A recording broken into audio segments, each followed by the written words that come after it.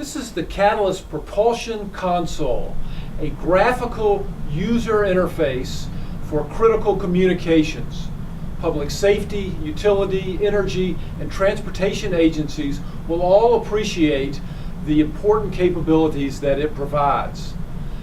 We'll begin by focusing on Catalyst Propulsion's support of the digital mobile radio standard. Each of these modules represents a unique concurrent audio path. And this first module, which you'll see is selected with the red border, is for the digital mobile radio interface using Harris's Momentum radios. When the subscriber keys his radio, you'll see his unit ID and the associated alias. Catalyst has full control of that radio and has the ability to do things like change the channel that we are listening to and enable the scan functionality. So even though I'm selected on channel 1, when the subscriber keys on channel 2, we still hear the audio, we still see his unit ID in the module, and we still capture that information down here in call history. I can zoom in on call history to just see the activity for that one channel.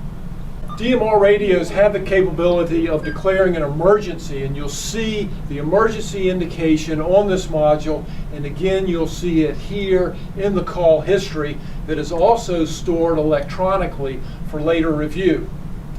I have the ability to instant transmit on any of these modules, as well as to use a foot switch which goes out over my selected module, or if I'm in simul-select mode, over all of those modules at one time. I also have the ability to control the volume independently for each of these radios that I'm monitoring. The digital mobile radio standard includes functionalities like a caller alert, radio enable, disable, and you'll see that we have provided a rich graphical user interface. For instance, if I send out a radio check message to unit ID 312, you'll see the response comes back that indeed that radio is turned on, and I get a record here in my call history showing me real time and an electronically stored record of the status of that radio. Similarly, we've got the ability to exchange text messages with DMR subscriber radios. So for instance, if I wanted Larry to call the dispatcher, I could simply send out this message and it goes out. I've stored the fact, captured the fact that I've sent that message, and he can send back replies, both short messages as well as full text.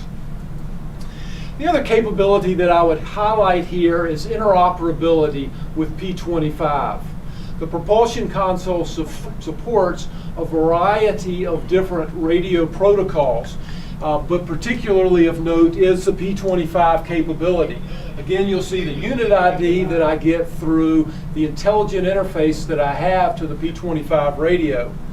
With just a couple of clicks of the mouse, I can enable a patch between the P25 radio channel and the DMR channel, so that when the DMR subscriber keys up, the audio comes not just to the console, but also goes out through this P25 radio.